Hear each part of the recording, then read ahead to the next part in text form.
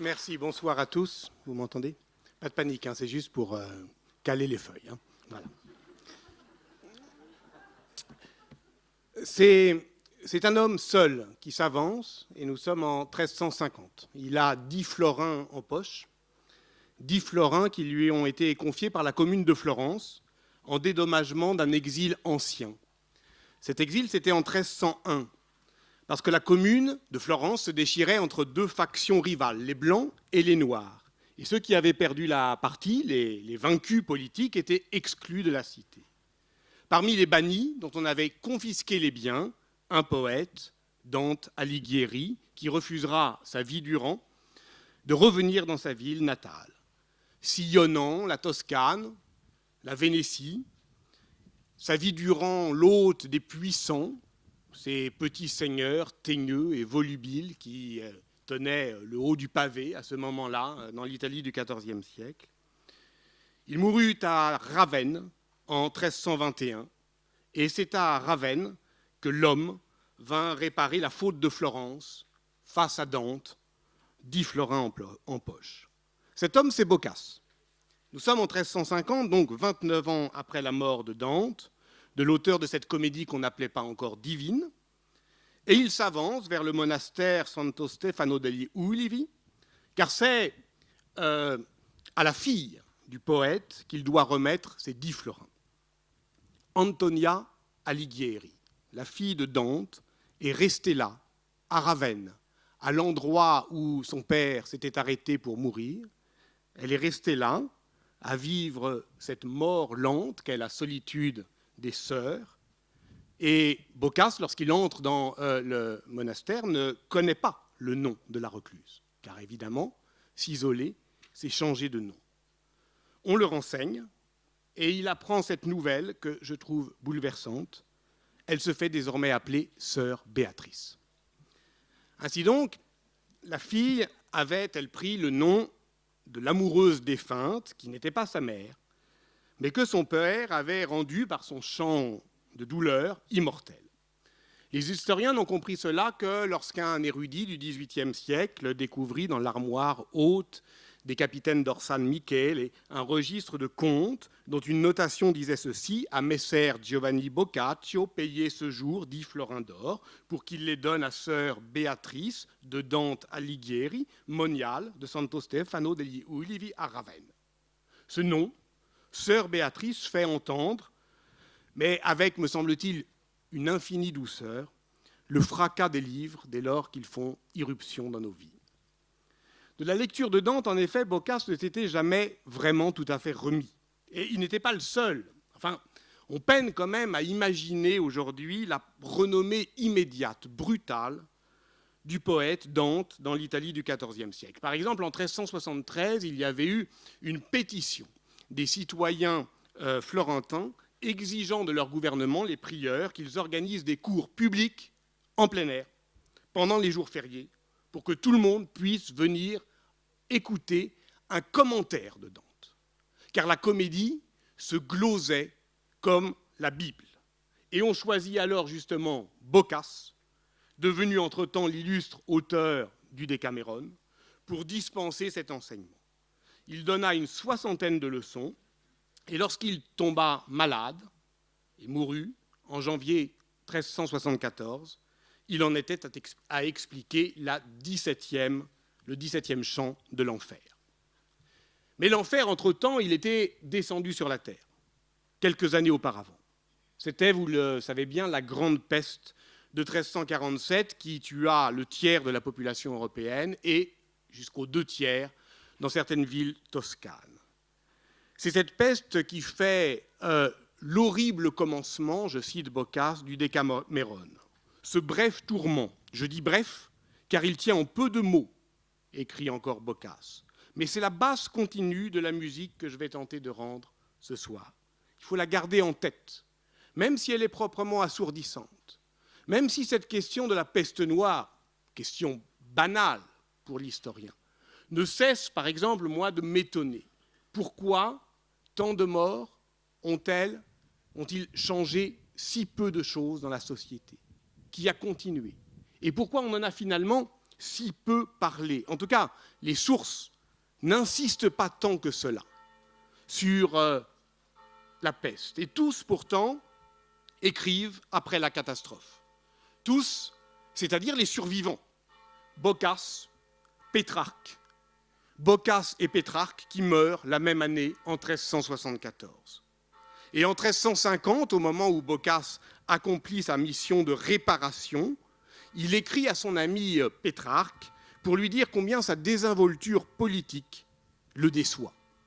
Lui, Pétrarque, dont le père avait été banni pratiquement la même année que Dante, en 1303, c'était un notaire d'Arezzo, également pris dans le piège du jeu politique, échouant comme lui, obligé comme lui à l'exil, lui, Pétrarque, demandait Boccace comment avait-il pu trahir son engagement dans les idéaux civiques de la commune en se mettant au service des puissants du moment, alors le seigneur de Milan, l'ennemi mortel de Florence. Boccace dénonçait la trahison de Pétrarque. Et il pouvait bien le faire, au fond, après tout, quand Pétrarque se permettait lui-même d'écrire à Cicéron pour lui dire combien toute révérence gardée, sa désinvolture politique lui semblait tout de même avoir été inconséquente. Dante, Boccace, Pétrarque, les trois couronnes, à eux trois, ils ont inventé une langue, l'italien, en ont réinventé une autre, le latin. Nous y sommes. Il y a une réplique dans les Tontons Flingueurs qui me fait toujours rire, et je ne sais pas pourquoi. C'est curieux, chez les marins, ce besoin de faire des phrases. Je ne sais pas pourquoi, parce que je ne suis ni marin ni linguiste, mais c'est drôle, enfin, je ne sais pas, moi ça me fait rire. Et ce qui est curieux chez moi, enfin, moi ça m'amuse, mais je ne prétends pas déclencher l'hilarité générale, c'est ce besoin de m'abriter à l'ombre des grands noms. Dante, Boccace, Pétrarque. Je n'en suis pas particulièrement fier, car je sais que l'honneur de l'histoire est ailleurs. Il ne consiste pas à célébrer la gloire des fondateurs, à consolider les renommées acquises, à ajouter sa voix aux grands récits qui confortent les mythes de l'exception souveraine, l'Europe, la littérature, la modernité. Non, l'honneur de l'histoire, c'est d'être une science de l'homme, c'est-à-dire d'aller le traquer partout où il est, partout où on ne l'attend pas, partout où il n'a pas été annoncé, au sens de « monsieur a-t-il été annoncé ». L'honneur de l'histoire, c'est le même que l'honneur de l'ethnologie lorsqu'elle dit « il est à Porto Alegre un lieu de relégation qui s'appelle Vita et où la souffrance de l'essolement inspire une voix poétique exprimant une solitude d'exister qui n'est pas moins intense que la nôtre, qui n'est pas même différente de la nôtre, qui est simplement lointaine, et qu'il suffit dès lors de prêter l'oreille pour pouvoir dire « Katharina, c'est Antonin Artaud ». Oui, c'est ça, l'honneur des sciences du goût de l'homme, pour parler comme Gérard Massé, c'est-à-dire l'élargissement de notre connaissance à la nuée des vies minuscules, la mise en commun d'un récit à parts égales, à dignité égale, l'espoir aussi peut-être, mais là je cite Pierre Michon, qu'un style juste ait ralenti leur chute. Mais en s'attachant aux grands noms, imposants et sonores, il s'agit au contraire de suivre une irrésistible ascension. Il s'agit du désir en fait de les arracher à leur souveraine solitude, celle que leur confère justement un nom propre exorbitant, tant il les écrase de son insolente renommée. Pétrarque. Est-ce d'ailleurs encore un nom propre, tant il s'offre à tous en commun, un nom qui peu à peu ne désigne plus rien de propre de l'existence de celui qui l'a porté, qui désigne un courant littéraire, qui le poursuit, qui le dépasse, qui bientôt le dédaigne, qui de Ronsard à Shakespeare et jusqu'à Mallarmé nous fait d'une certaine manière vivre ces délicieux dédales de la vie esthétique dont on nous a parlé, suivant justement malicieusement la forme d'une, je cite, forme qui passe à travers un nom. Ici le sonnet, là le vers du canzoniere, la poésie comme un doux désir de mourir, volonté de survivre et de ne pas survivre à la mort de l'or, morte de la peste. Finalement, vous voyez, je me tiens ici au seuil où Pétrarque a inventé sa solitude.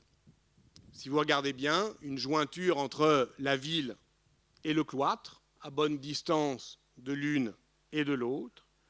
Sur sa table ou dans sa mémoire, quelques livres, des morts bienveillants qui inspirent, qui insistent, qui conseillent, tous ceux que le poète Supervielle appelle les amis invisibles, l'ensemble de ceux qui font audience, mais audience au sens médiéval, c'est-à-dire ceux qui écoutent et ceux qui conseillent, les amis, sans oublier la petite estrade rouge qui hisse un peu la prétention d'une vanité ordinaire. Tout ça, c'est la vie lettrée.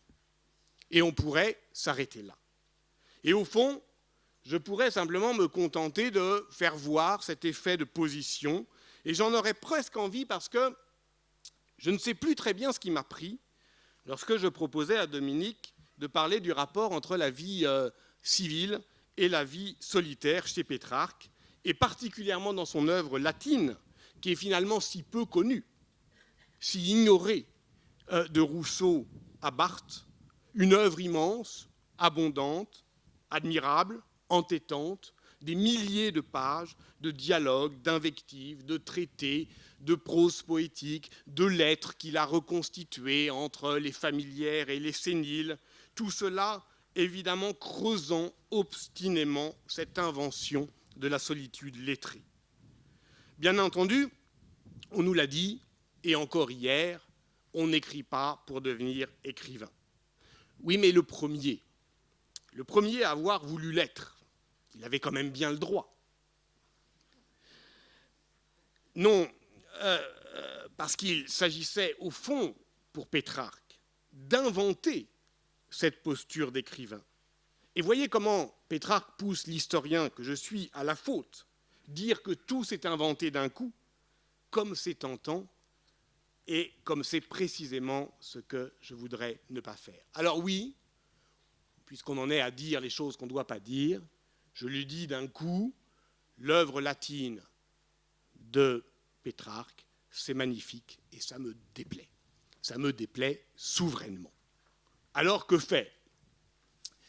J'ai compris ce qu'il fallait faire hier soir, hein, bon voilà, mieux vaut tard que jamais, en entendant ceci. Si Maurice Blanchot, lorsqu'il croit parler de l'écrivain, lorsqu'il veut parler de l'écrivain, construit en fait l'allégorie d'autre chose, et si cette autre chose est la condition commune de l'être parlant, alors Pétrarque peut nous dire quelque chose à nous, à chacun d'entre nous, au moment même où il veut s'excepter de nous, fendre la foule, s'isoler. Mais dans le même temps, où il parle d'autre chose, Blanchot parle encore de l'écrivain, quand même, en tant qu'il figure la possibilité pour l'être parlant de porter une parole qui ne soit pas celle des choses. Donc je me risquerais à m'inspirer de cette démarche, mais en y ajoutant une chose, justement, une seule chose qu'exige mon métier d'historien, la compréhension et la mise à jour, même si c'est déplaisant, des effets sociaux de domination que tout cela implique. Parce que tout ce cirque littéraire, celui où se produit l'auteur occidental, je ferai l'hypothèse que c'est largement au XIVe siècle qu'on a commencé à planter le grand chapiteau sous lequel nous sommes encore. On n'y est plus tout à fait, on n'y croit plus tout à fait. De cette croyance littéraire, nous sommes en fait les pratiquants incrédules, mais nous y sommes. Alors, faut-il, pour tenter de réconcilier toutes les exigences contradictoires que je viens d'exprimer, tenter peut-être de dire ceci: un intellectuel parle, il parle de lui, il dit qu'il ne parle que de lui, mais en fait, il parle de nous, de chacun d'entre nous, et en tant que chacun d'entre nous pourrait être lui, il nous parle, très bien, mais à ceci, j'ajouterais, en l'écoutant, il faut aussi entendre ceci: méfiez-vous toujours des intellectuels. Soyez avec eux, comme ils sont avec l'université, ainsi que l'a montré Jean-Claude Milner dans un texte intitulé « L'université comme foule », ne pas la croire, ne pas y croire, ne pas la servir, mais s'en servir, tel serait le mot d'ordre. Il n'est pas interdit d'être rusé quand on est sage, il est possible aux sages de fendre la foule. C'est avec son frère que Pétrarque, parti de Malocène, gravite en 1336 le mont Ventoux. J'ai jamais vu autant de livres de Pétrarque que dans la librairie là-bas. Si vous cherchez, comme le mauvais élève qui doit faire un exposé pour le lendemain, le plus court et le moins cher, l'ascension du mont Ventoux, les 1001 nuits, 2,50 €. Bon.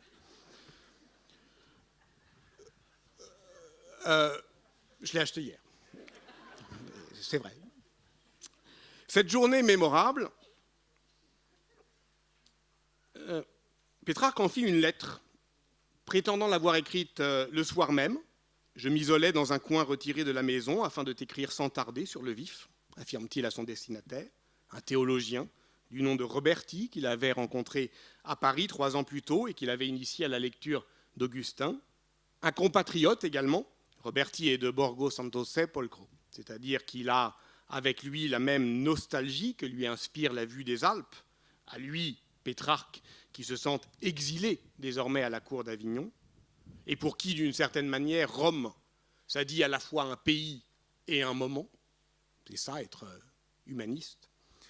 En fait, cette lettre prétendument écrite le soir même, comme l'a montré le grand érudit Giuseppe Bilanovic, c'est 15 ans plus tard, en 1353, qu'il la rédigea, au moment où il reprenait ses lettres familières pour faire œuvre sur le modèle des lettres de Cicéron dont il avait trouvé un manuscrit à Vérone en 1345. Si bien que, en fait, et son destinataire est mort, si bien que c'est d'abord à la postérité qu'il s'invente et qu'il espère que Pétrarque écrit cette lettre. Alors elle est très célèbre, elle a été maintes fois commentée, mais sur le motif éculé du précurseur, qui, du même geste, découvrirait l'intensité du moi et l'immensité du monde. Rousseau encore, Chateaubriand, Musset, Vigny, pour qui tous, c'est moins l'air de la ville qui rend libre que l'air des cimes qui rend seul. Mais justement, Pétrarque n'a pas voulu être seul. Il n'a pas voulu grimper seul. Il a trouvé son frère, dit-il, faute de mieux. S'agissant de choisir un compagnon, presque aucun de mes amis, ce qui est étonnant à dire, où que je me tourne, ne fait l'affaire. Et Pétrarque de se lancer dans une longue série d'antithèses, l'un est empoté, l'autre impulsif, le premier trop maussade, le second trop joyeux, du premier il peut craindre les silences, du second les bavardages. Bon, rien ne va. Alors autant y aller avec son frère, Gérard. Mais alors, l'ensemble du texte est construit sur des antithèses. Gérard, cet autre lui-même, monte d'un coup la montagne, par le chemin le plus direct, le plus escarpé. Le poète, quant à lui, louvoie, va de détour en détour, monte en descendant et, croyant ménager ses efforts, se retrouve, bien plus tard, au sommet épuisé. Mais peu importe la montée, car, ça nous a été dit hier, en matière de mystique, comme de drogue, comme de sexe, c'est la descente qui nous importe. Plotin, bien sûr, mais aussi Beckett. Revenir est long, je ne sais pas d'où. Au sommet du Ventoux, Pétrarque sort un petit livre, pas plus gros que le poing. Il l'ouvre au hasard et tombe sur cette page des Confessions. Les hommes ne se lassent pas d'admirer la cime des montagnes, l'ample mouvement des flots marins, le large cours des fleuves, l'océan qui les entoure, la course des astres, mais ils oublient de s'examiner eux-mêmes. Il est stupéfait, il comprend, et il descend sans un mot. Et c'est dans la descente que Pétrarque invente les sommets, l'écrivain, le livre. Un petit volume, glissé dans la poche, in 16, lu en plein air, une lecture de grand vent, un geste essentiel, un geste essentiellement romain, que le Moyen-Âge avait perdu, lui qui avait enfermé la lecture dans les cloîtres cérémonieux. Un geste émancipateur aussi. Pétrarque, pour un historien du livre, je veux dire pour un historien de la matérialité du livre, de l'objet livre, c'est d'abord ceci, le fait qu'à partir de lui se développe dans les inventaires des bibliothèques une habitude nouvelle qui est de désigner un volume non par un gros livre rouge qui commence par et se termine par, ni le De Civitate Dei et d'autres textes, mais par un Pétrarque. C'est le premier dans les inventaires de bibliothèques à avoir, disent les codicologues, eh bien, confondu l'unité d'un livre avec l'unité d'un texte, et cette confusion sous l'autorité de son nom propre, ce que Michel Foucault appelle évidemment la fonction auteur. Pétrarque fut le premier auteur à travailler personnellement à la publication en son nom propre et sous sa seule autorité, auctor et auctoritas, de ce qu'on pourrait appeler une édition autorisée de son œuvre, c'est-à-dire d'un état stable du texte qui ne s'autorise que de son nom propre et qui fait devant lui l'objet livre, ce que Pascal Quignard appelle un précipitat de parole. La première fois qu'il l'a fait, c'est pour son recueil de poèmes, le Canzoniere, 366 sonnets, qu'il a 9 fois recomposé, inventant ainsi, je suis désolé, c'est quand même un saut dans la modernité littéraire, le livre de poésie, le recueil, dont il est le seul maître de la composition. Et ceci, remarquez-le, 100 ans avant l'invention de l'imprimerie, qui, contrairement à une idée tenace, ne change pas grand-chose à cette affaire, en tout cas pas immédiatement. Mais poursuivons. Poursuivons par le triptyque essentiel de la conscience de soi dans l'œuvre latine de Pétrarque. 3 textes, De Vita Solitaria, la vie solitaire, De Ostio Religioso, le repos religieux, Secretum, que l'on va traduire provisoirement par Mon secret. Pour saisir l'unité textuelle de ces 3 œuvres, l'unité littéraire, le travail érudit a resserré les datations. Ça paraît un peu technique, mais j'en dis un mot. Par exemple, c'est un travail exigeant qui est rendu difficile par le fait que chaque texte de Pétrarque est réécrit pendant, en règle générale, 15 à 20 ans. Bon. Mais dès qu'on les redate, alors on change évidemment l'ordre. Par exemple, le Secretum, Mon secret, on l'a longtemps cru datant de 1343, et alors on en faisait la clé latine du canzoniere, du chansonnier, des poésies italiennes de Pétrarque. Le texte qui exprimerait la mélancolie de l'amoureux de l'or, le mal de vivre de celui qui écrivait « 1000 plaisirs ne valent pas une douleur », et donc on le lisait comme une sorte de rousseauisme avant l'heure. Or, on le sait, les seules confessions que lit Pétrarque, ce sont évidemment celles d'Augustin, et elles produisent chez lui une véritable conversion. Je le cite dans Le repos religieux, car ces pages mirent un frein sur mon âme errante. La nouvelle datation du Secretum, 1347, au moment où il achève l'écriture du repos religieux et annote fiévreusement le De Vera Religione d'Augustin, ce qui donne à l'ensemble une dimension plus nettement théologique, eh bien, crée un ensemble, justement.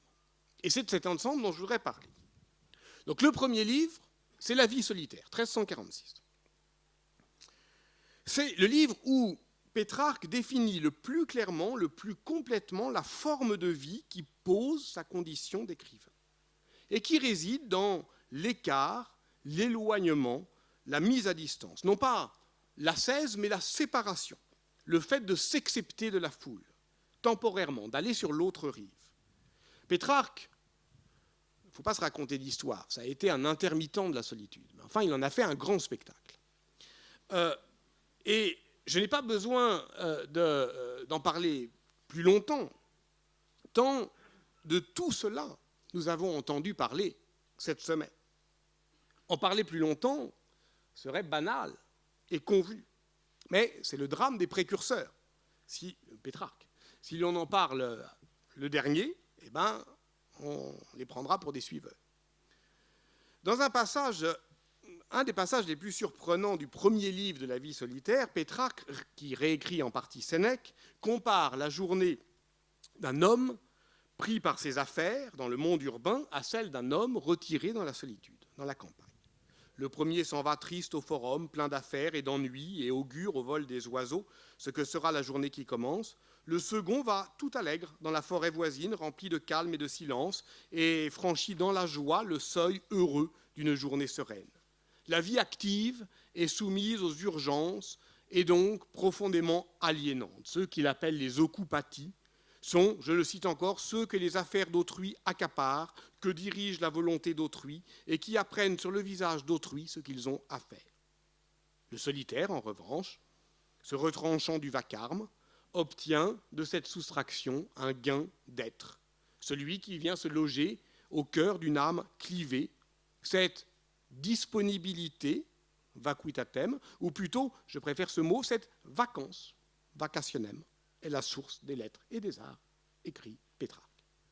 L'intériorité, c'est donc ce manque à soi, en soi, ce lieu de repli de soi que creuse la mystique au cœur de l'individu pour en faire la niche accueillante de Dieu, et que Pétrarque convertit, ce lieu façonné, poli par la prière, et en particulier par les nouvelles prières, les exercices spirituels de ce qu'on appelle la Devotio Moderna, converti pour en faire l'espace littéraire, la matrice même de l'œuvre à venir. Augustin lui reproche, parce que s'il parle à Cicéron, Augustin lui répond. Tu détournes ton regard intérieur vers l'aspiration à la gloire littéraire. Oui, mais c'est ainsi. La littérature naît de la profanation du temple intérieur.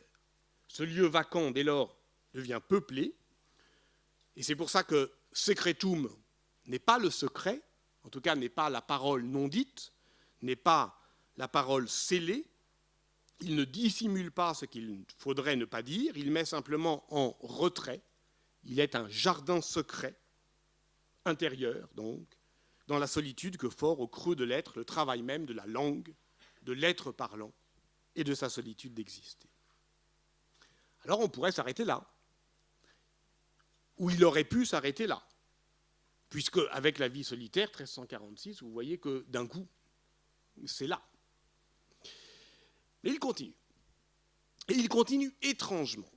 Et il continue, je dirais, en compliquant le jeu, en se mettant lui-même à l'épreuve.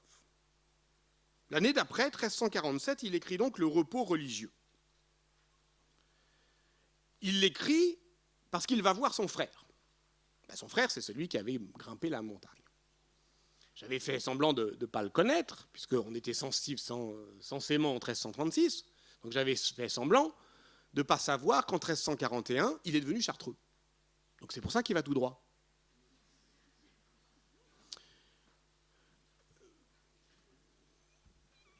Il prend la voie immédiate de la sainteté, et l'autre louvoie.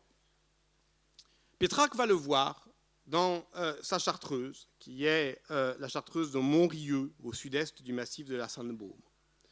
Il va voir son frère à partir du moment où son frère s'est retiré dans la vie religieuse 2 fois. C'est pas énorme. Une fois 3 jours, une fois 1 jour et 1 nuit. Il inaugure au fond cette détestable habitude occidentale qu'est le tourisme monastique, qui a quelque chose à voir avec la domination sociale et la croyance littéraire. Et à chaque fois, il en fait un livre. Et le premier livre, c'est le repos religieux. Et ce texte est étrange parce qu'il ajoute l'écart à l'écart. Il fait l'éloge d'une forme de vie que Pétrarque n'adopte pas. Il ne fait que passer. Et il décide d'écrire sur ce à quoi il renonce, en n'ayant d'ailleurs jamais sérieusement envisagé de faire sien l'osium des religieux. Pourquoi ? Précisément parce qu'il en a inventé un autre, bien plus flatteur. Maintenant que je suis revenu dans ma solitude, écrit-il dans le repos religieux, in solitudinem propriam, celle que j'ai en propre, celle que je me suis fait mienne, je me rappelle toute cette sainte douceur puisée auprès de vous, abeilles du Seigneur, nation bien née, et là commence un livre de 300 pages. Je suis venu vous voir, dit-il au chartreux, mais vous l'avez vu, le temps fut court. Je ne me suis donc pas attardé, mais cela me suffisait pour voir et pour vaincre. Et oui, car Pétrarque a le culot extraordinaire, mais la littérature encore une fois, ce n'est rien d'autre que ce culot, dès la première page de son livre, de lâcher le mot de César, veni, vidi, vici. J'ai donc vaincu, parce que j'ai obtenu ce que je souhaitais. Je suis venu dans le paradis, j'ai vu les anges de Dieu sur la terre. Et dans ce livre, longue méditation sur le psaume 45, vaquez et voyez que je suis Dieu, Pétrarque ne cesse de faire l'éloge de la vacance religieuse. Empruntez ce chemin vers le salut. Aucun autre n'est plus droit, aucun autre plus sûr. Voilà pourquoi tant de fois aujourd'hui je vous demande de vaquer. Je vous demande de vaquer. Et tout cela de manière obsédante, obstinée, sur l'ensemble du livre qui se termine comme ça. Voilà, mes frères, les pensées qui me venaient sur le repos religieux et m'invitaient à vous écrire. Je n'ignore pas qu'à l'image des malheurs des gens occupés, ces propos, eux aussi, auraient pu ne jamais finir, mais j'en ai assez dit, je crois, oui, 300 pages. Le reste, je l'écouterai de votre bouche. L'expérience a dû vous rendre maître en la matière. Donc, il est venu une journée et il les a noyés sous un flot de mots, d'autant plus nombreux qu'il est des occupati, dit-il, pour leur dire que ce qu'ils étaient, c'était bien de l'être, et que ce qu'ils faisaient, il ferait bien de continuer à le faire. Mais les Chartreux ne lui avaient rien demandé. Je veux dire, pour eux, ils ont l'évangile, ils ont les psaumes, ils ont leurs règles. Donc, c'est cette extraordinaire figure de l'intellectuel qui vient, sans vraiment y avoir été convié, dire vaquer et aller à votre salut. Le livre qu'il écrit, chacun comprend qu'il devrait s'effacer dans le silence même qu'il décrit. Et c'est ce silence auquel il se confronte dans le 3e livre, Mon secret, ou Mon refuge, Secretum. Ce dont il s'agit alors, c'est bien la question de la grâce et la tension entre les désirs de l'âme et la vérité éternelle. La vie éternelle, écrivait Augustin, est encombrée de fantômes, fantasmas, qui nous empêchent de nous souvenir l'origine céleste de l'homme. Alors, ce livre, Secretum, est un dialogue platonicien entre Augustin et François. Mais ce n'est pas une dispute entre deux positions. C'est la tension d'un moi clivé. C'est comme l'avant et l'après d'un seul homme.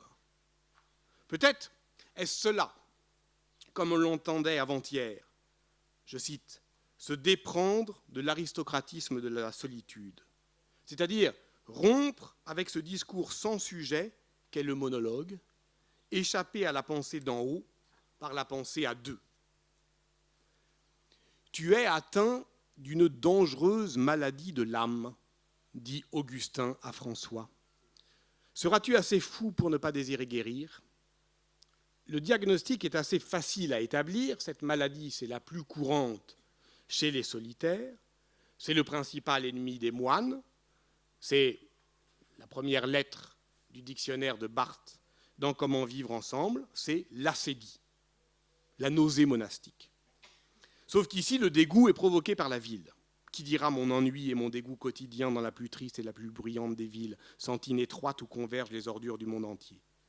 Pétrarque ne cherche pas la guérison, mais la vérité de l'expérience. D'où la toute fin, j'en conviens, et je ne me hâte de retourner à mes occupations que pour en avoir plus vite terminé avec elles. Je sais bien qu'il vaudrait mieux tout de suite m'occuper de mon âme et abandonner les chemins de traverse pour suivre la route droite du soleil, mais je ne peux borner mon désir. Cet effort de mise à distance avec soi-même love au cœur du sujet une conscience clivée et que l'on pourrait suivre, cette hétéronomie, évidemment, jusqu'à Pascal et au-delà, si on cherchait là la fabrique sculpturale de l'homme occidental. Elle creuse en nous ce qui n'est pas nous. Je voudrais ne rien désirer, mais je sens toujours un vide au fond de mon cœur, dit François, promettant à Augustin, à la fin de leur dialogue, de recueillir les fragments épars de son âme. Et il l'écrira encore dans ce livre somptueux, Quel est remède aux deux fortunes, roman fou d'une réconciliation impossible, car jamais nous ne sommes tout entiers à nous-mêmes, et jamais nous ne faisons un avec nous-mêmes, nous nous contredisons, et déchirons sans cesse. Alors, l'exigence de la vie lettrée, exprimée par Pétrarque dans La vie solitaire, je cite, « Vivre dans la liberté, sans manquer de rien, ni être soumis à personne. » Est-ce que quelqu'un est contre? Est-ce que quelqu'un peut espérer autre chose? Non, sans doute. Mais il convient alors de reconnaître la forme sociale qui a rendu ce choix de vie possible. À l'époque où il rédige les textes dont je parle, il tire ses revenus de bénéfices ecclésiastiques en Italie, tout en étant dispensé de les exercer. Et l'obtention de ces bénéfices et de cette dispense, qui est en fait une position de cour, eh bien, il la cherche avec beaucoup d'assiduité. C'est ce qu'un historien qui s'appelle Étienne Anheim a montré en trouvant des inédits de Pétrarque, pas très glorieux, mais dans les archives des dispenses pontificales de Clément VI, où il ne cesse de redemander sa dispense.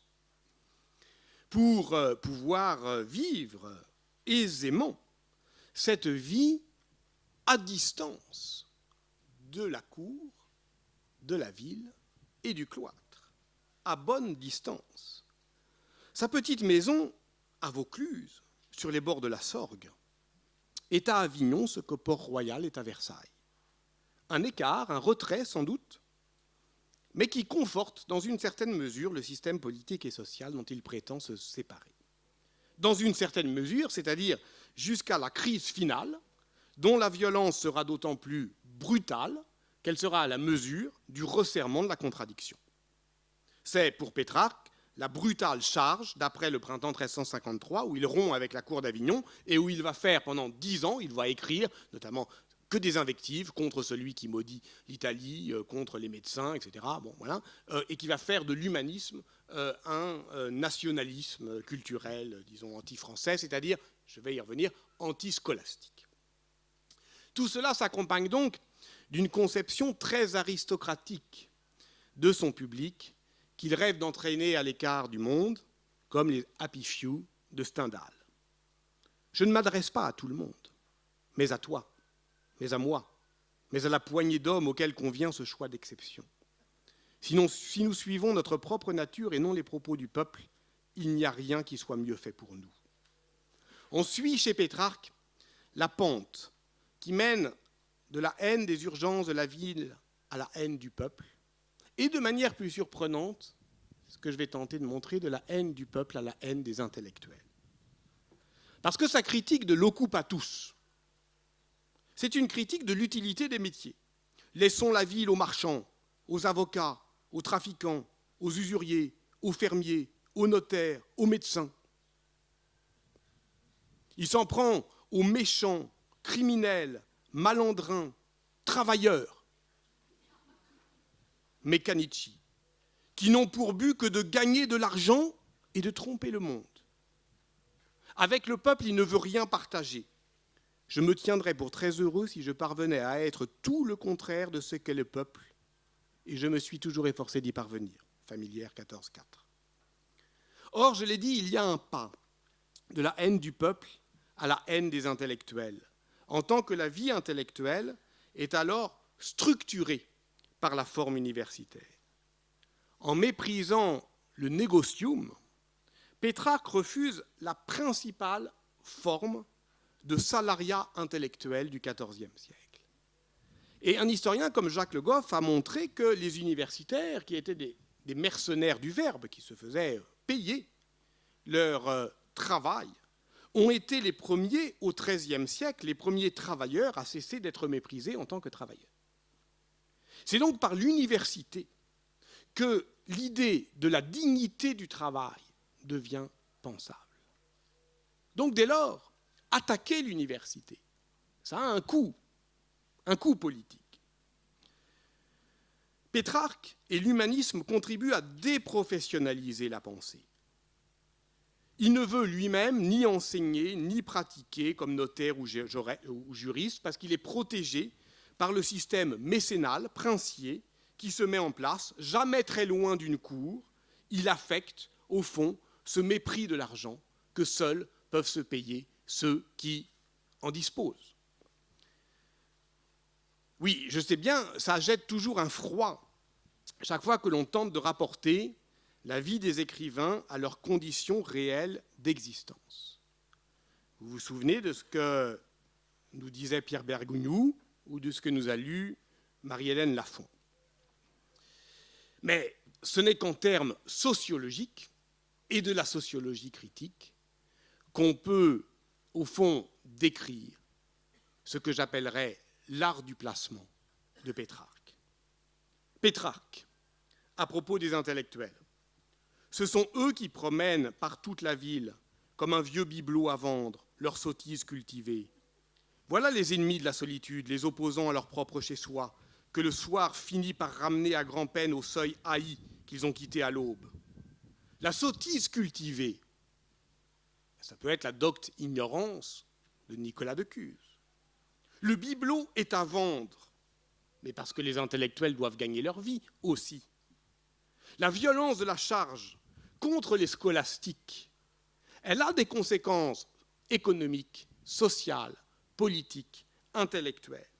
Je cite encore, « Ils agitent au carrefour un Aristote qui ne demandait pas mieux qu'on le laisse tranquille et avance en ordre de combat sous les yeux du peuple béat.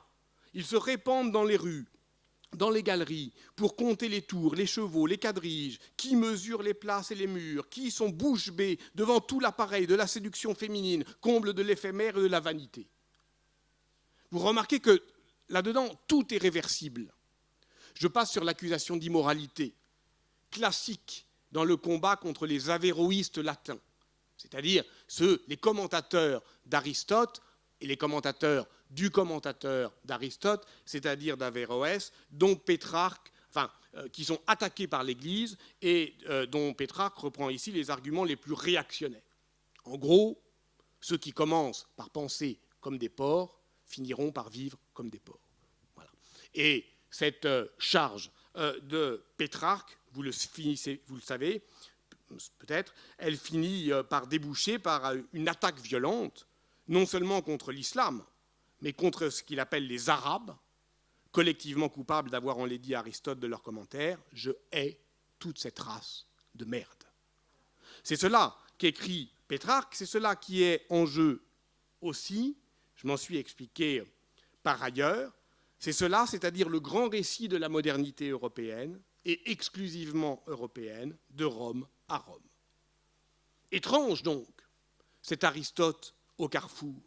Étrange également le passage sur la gestion de la ville, qui est un collage de citations scripturaires, lettres aux Corinthiens, psaume 47, Saint Jérôme.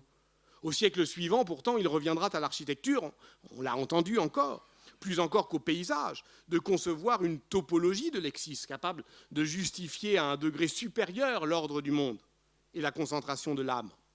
Et c'est sous le couvert de cette question que se comprend la généalogie qui conduit de la vie solitaire de Pétrarque au De Re Edificatoria d'Alberti. Je me contente ici de reprendre la première phrase. Agiter Aristote au carrefour, ne pas le laisser tranquille, faire de la philosophie un sport de combat qui peut se jouer par équipe et devant le peuple. Oui, cela fait une définition acceptable de l'exercice de la pensée. Et on pourrait d'ailleurs l'accepter en termes pétrarchiens. Le carrefour, c'est le bivium, les chemins qui bifurquent, qui déroutent le voyageur au sommet de la montagne, mais qui décide de sa vie. Quant à l'agitation, agiter son Aristote, eh bien on pourrait aussi se souvenir d'une lettre de 1364, où Pétrarque écrit magnifiquement « Ce que les mythes sont aux vêtements, et la rouille aux armes, l'oubli l'est aux lettres et à la connaissance. Il ronge tout, dévore tout, excepté ce que l'on secoue régulièrement et que fourbit une étude assidue.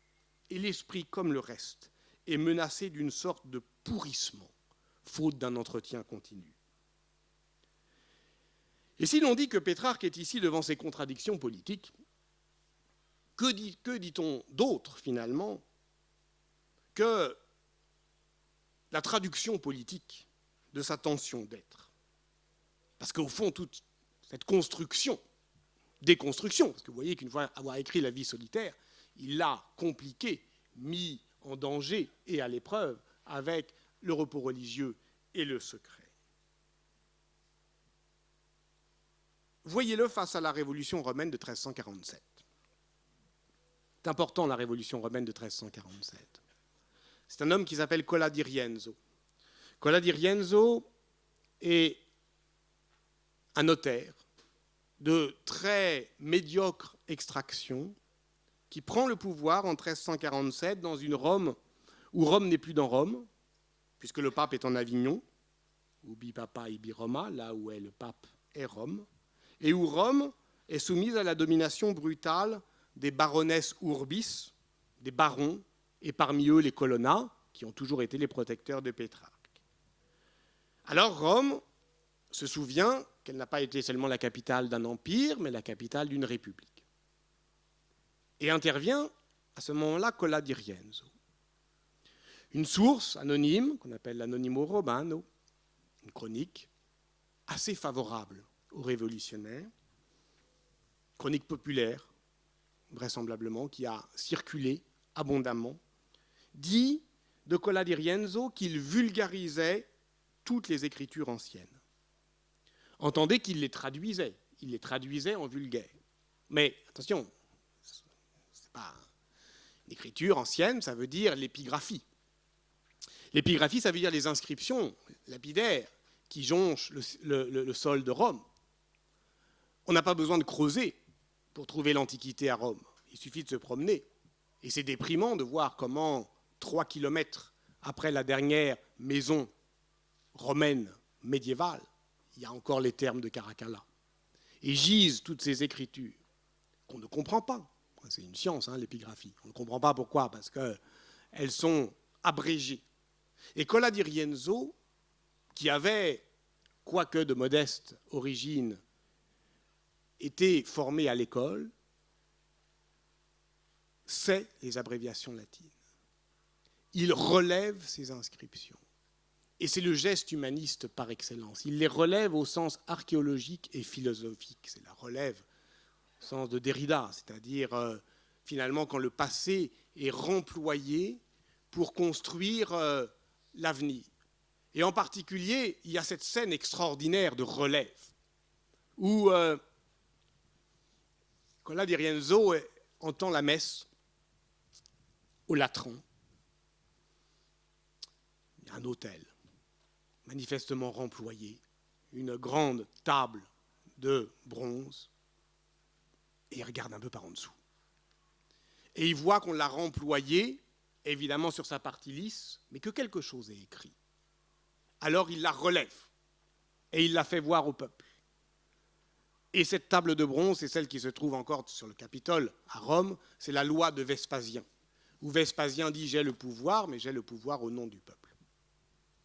Et Cola di Rienzo est cet humaniste qui fait du passé romain une ressource discursive pour la mobilisation collective d'aujourd'hui.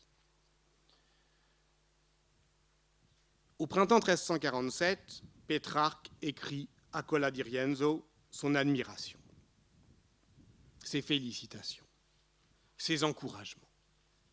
Il est son grand homme. Il est celui qui va rétablir la République romaine. Et puis, la révolution se poursuit. Cola di Rienzo va prendre le pouvoir comme tribun de la plèbe, puis dictateur, au sens césarien, et sera finalement lâché par la population romaine et évidemment exécuté en 1349. Mais c'est dès novembre 1347 que Pétrarque le lâche. Dans une lettre. Considère attentivement ce que tu fais, je te prie. Analyse-toi avec soin. Essaie de te rappeler, sans te tromper, qui tu es, d'où tu viens, où tu vas, jusqu'où tu peux aller, sans compromettre la liberté. Quel rôle tu as choisi, quel nom tu as pris, quels espoirs tu as éveillés, quelles promesses tu as faites. Tu verras que tu n'es pas le maître de l'État, mais son serviteur. Non dominum sed ministrum. Il lui reproche de se prendre pour le tout du politique. C'est une très belle lettre.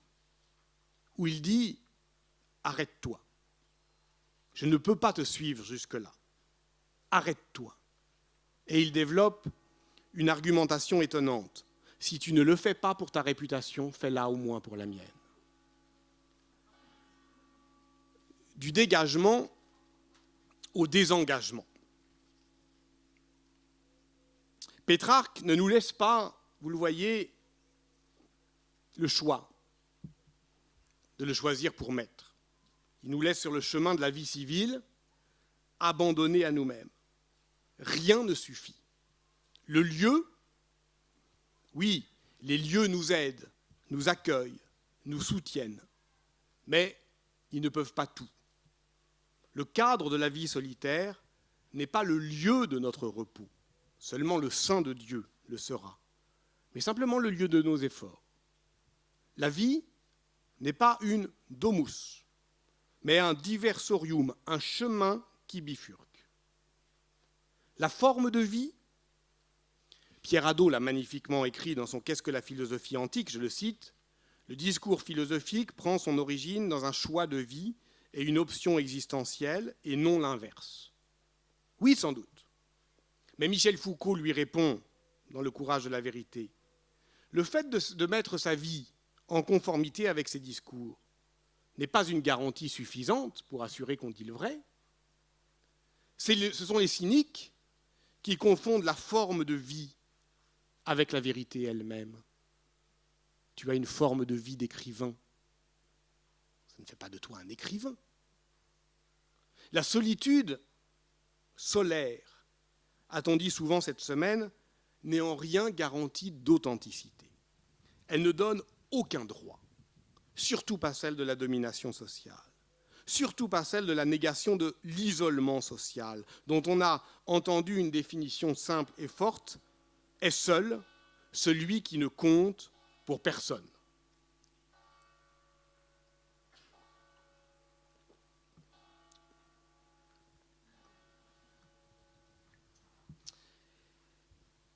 Les métamorphoses de la question sociale de Robert Castel, dont on a parlé, est, on l'oublie souvent, aussi un livre d'histoire. Il commence dans les années 1350, dans les années dont je parle, donc, et précisément avec le premier statut des travailleurs en Angleterre, de 1351, ces working poors, qui, parce qu'ils sont non pas pauvres, mais appauvris, et qu'ils s'appauvrissent en travaillant, inaugurent la figure moderne de la désaffiliation. On mourra seul, écrit Pascal, et l'on entendit une fugue à ce prélude, comme une angoisse ordonnée. Je pensais aussi pour ma part à cet article de Norbert Elias, fondateur d'une certaine sociologie, la solitude du mourant dans la société moderne. Alors que reste-t-il de cette solitude inventée par Pétrarque ? Sans doute la part lumineuse qu'il faut sauver dans ce geste de désœuvrement, d'abstention, m'abstenir. Et si les rêveries du promeneur solitaire sont bien cette désactivation de la méditation, cette manière de rendre inopérante la force, cet après de la puissance, alors dans ce cas, oui, on peut admettre de dire ce que mon métier d'historien répugne à dire, de Pétrarque à Rousseau. Et les pages de la vie solitaire rendent une autre musique lorsqu'elles exaltent ce que Pétrarque appelle l'osium imperiosum. Être seul, c'est être, écrit-il, comme le cheval avant le grand saut, ou comme l'athlète de la foi qui, face aux grandes épreuves, bande les forces de son âme. Mais alors c'est le contraire d'un monastère, où on est ensemble pour se préparer à être seul. Ici, être seul, c'est se préparer à être ensemble. La vie solitaire ne vaut que si elle prépare, elle endurcit, elle encourage à la vie civile. C'est ce que Pétrarque écrit dans une magnifique page. Cette enfance du pouvoir qui ne commande ni n'obéit, ce pouvoir qui est innocent parce qu'il ne nuit à personne, mais qui est puissant. C'est celui qu'il voit dans une figure, justement, du désœuvrement avant la bataille qu'il emprunte à Cicéron, une vision de généraux romains qui, avant de partir au combat, s'ébattent dans la rivière, et il écrit « Ils redeviennent incroyablement enfants ». Je vous remercie.